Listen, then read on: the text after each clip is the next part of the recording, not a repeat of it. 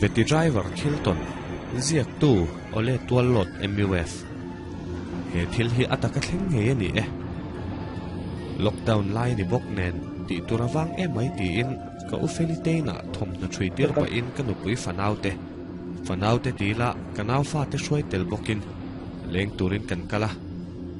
an om na hi a han tlang san mai ba ka then om tia soi turi an nei lem lawa an khuate har ve thin bok nen hetia kan leng chho po hi in leng pani khat pa kan lo nei lawa an lom thiam khop mai kan fa te hi lom rol te le shisel pa ngai hlom ta kan lani boka an kho har chu an nem ve ve in rin om nau pang ho an in fiam lai laya klema pui tling deuh chin chuan thing pui te in kan ti bor hloma pui tling om kho me ti lo chuan thla sang vel te kan soi kai chawa kan nui le dar thin chutia tui taka kan tong bor lai chuan ka ufeli chuanin ka beng ver zong tak mai thila ron soi chuak tatlat chik le zualin kan zota han soi chuak vel dana thiam boka benga tlai hle mai heta thil soi hi nia karon soi tumber chuni ka ufeli soi dan angin karon soi chong mai don ni nikhat chu usoma te office a I usoma nen kan pani in kan zuk chuaka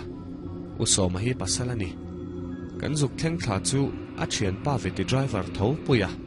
lung leilama mi nen anin mu hlol maya anin mu khat boka niang an phul de hlup nge an hanin chibai le lop boka ti chuan puya chuan in mu khat a lom le ti in thing pui dor lama min hruai lu ta thaliam ta an zin na lam vel te soin an ti a puya chuan azin na thil mak dewa ton thu soya kan lo sha chiang ve chak tho bok nen kan han zo chiang dewa a soi she deuh na a kan zo ta ka chuan a thil ton dan chu ting hen a soi ta shama thamma sa thalai hol khan kapu te na chula wangin aizol lama gypsy in kan lo kala le lan mai to ma lo kal kha kan ni tak na in an thil poi mo in ching fel man le ta si lawa a rei dewan ring bok nen lova hole mai tur le hon rem chang mai om lo chuan kan lo shil le mai ang chen ti a ke po chu atlain katlan hole ta ngala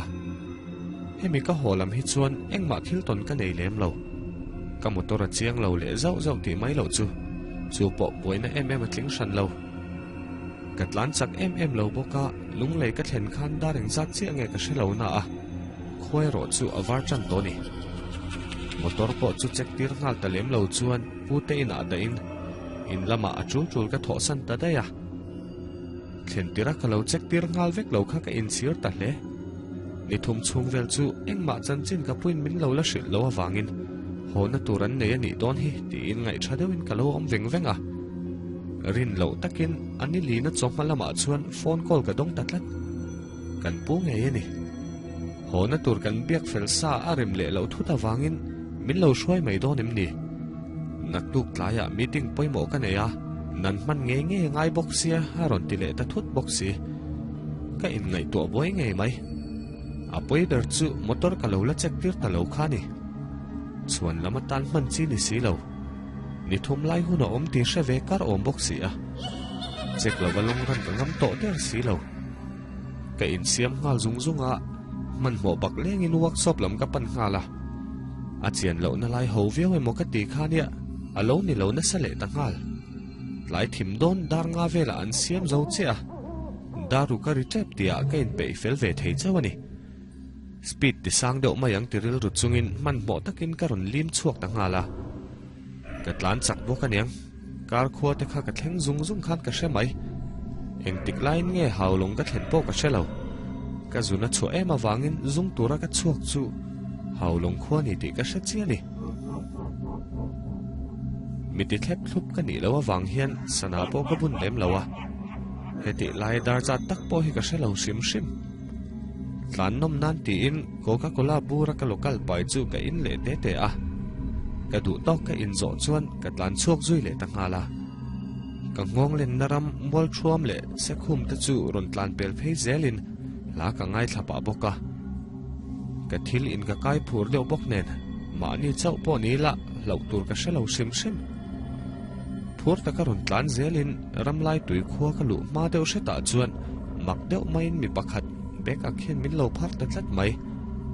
lo ena boken chuang lo tu nang zan re at tunge moni o tiril ru neu newin abul ka thlen phei chuanin ka ting ve mai a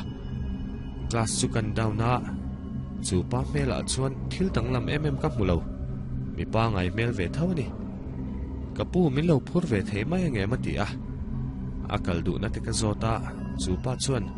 ai zola interview turin min lo ko thu ta ti a zan zan chu chu tin sit nung lam chu kan ko muwa lo chuang ro ka ti a lo chuang lut ve mai bok ti chuan kan tlan zela biak po kan in be e lem lo min biak masaka tum chuang lo a ka biak chuna la arul tok bakin min chang ngai chuang lo ti in biak zui po ka tum biak san lo a ma se ngai that lo na ruk tak ka ne awangin ama chu dar thlang atangin ka en le zau zau china hete ka en changa mak ka ti deuh chu a en ngai hi mit khap mi lo hian lo en char char thin kha ni doi chi ka ni lo boka lo en a boka en lem lo thui fe kan tlan nu chuan buang pui kho chung kan lu ta a zan rei to boka kho chung chu re thuap mai an khodaya chuan ka dinga kami phur chu bia in zunram thir pa in zel te zulok ang miang ka ti a min san mai lo wang chuan thian pa ti pa sin nung lam kan hoi phei chu mak ka ti ngei mai kami phur pa chu lo om to zong lo mai a chuk lai la ka shader si lo thian pa ti a kan au ngel pon ani la chu are tlok tlok mai bok si ran nung le sawa sham thom bak hriat tur om lo motora ka torchlight pai chu la in ka din na pia deuh ta chu kan en kol le thuak thoka mu tura om tami alo mai ka huai ve viawe ti lo chuan ka hlau ru tran tlat to din reng chungam lovin ka thil pai chu kan muam le pok phota ka tlan chuak zui ta nga la ka ngai to let zui neu newa thil ni lo lo ka zel din chawa ka chin ve er theiniam le chak fe hian ka tlan zela ka thil inin min ne chhode bok nen ka pa ngai le tran to viau ma se thil mak lu tuk ka tong le tatlat then zol lu ma shet le bula chuan phar tu ka nei le tatlat mai le ka dinga ngem ding lo wang em tia ka ngai to chung chuan abul ka lo thleng thuak to ngai thawak lo chuan ka ting le ta nge a ma se mo a ma min phar tu bok khani a mel ka mu chu ka phuna sangai mai thip se thian min lo mel khui mai ni kha amit mu te kha sen vekin ka sia ka ham hai zo to tlan chu ngal mai na chang po ka shelo mak ti takin ka en ngot mai ni chu ta le chu pa ngei mai chuan ting he min tlan san rap om ze thiana ron ti ta mai ni kha har chuak thut ang mai chak fen ka tlan zui ngal phuta ka hoi len ngam to lo sim sim ka ril ru man bo ngei mai mu man lo takin then zol chu ka tlan lu ta shama ka tho hoi mai ma se ai zol then nan kar ko ngala thui na samai si ka hu phur tak zet ka thil pai la ka in zo to box si she om takani kho chung in hung deuh na lai a chuan ka ding wang phota chuta ma ni nem chopin ka tlan chuak le ta nge a kha thil rap om zet khan min lo phal le ngem ti ringot twil ru om ama ro chu thui fe chu engma tok zui to lowin ka tlan tlung ve fu mai ngai pot lem chona tha chho le chan deuh to sia suk te chu tlong ta ka ron tlan pel zelin samlu khai ka thleng ta a heta tang hian ti boi tu ka nei chho le chan ta tlat mai samlu khai ka pel fel ti a chuan ka hnung lama hian eng thil nge ti pok a shelo min tu ang tak ka hre zui le ta tlat mai le ding mewin kan hoi le ta engma ka bu bok si lo ti chuan le ngai thalo tak chunga ka tlan chuak le che chu ka hnung lama tang bok chuan ha mel ta ka tho shok thom ka hre chun som le ta tlat ka ngai tha to lo ama ai ka tlan chak zual sau ma se ron tlan chak ve zele moniti mai turin chu thil chu ka tlan san thei mi alo rei fe hnung lama thoma nei nu chuan voi le khata thil enge moni hian min ron tlan pel ta pot mai le ka hoi kol ngal wata chuta ka thil mu chuan min farap tak em ka malama chuan mi hring ruang am ang tak a mel mu chen thei si lo hi atlan kol ta pot mai le mak tak main ka phak thei mi alo ka tlan muan deuh na muang ve zel boka ka thawa min mana ka khur ta hlok mai ka hlau ve tak zet to ni chu tianga rei fe om nu chuan en kho ber nge ka hreta che lo mual lung thu ni tain ka ria ka ngai to le thian chumi kho ka lu ma deuh chuan chu thil chu kong thlang lama rap om zet thena chiau thata von fona are zui ta ni aizol ka lu chuan kho war to a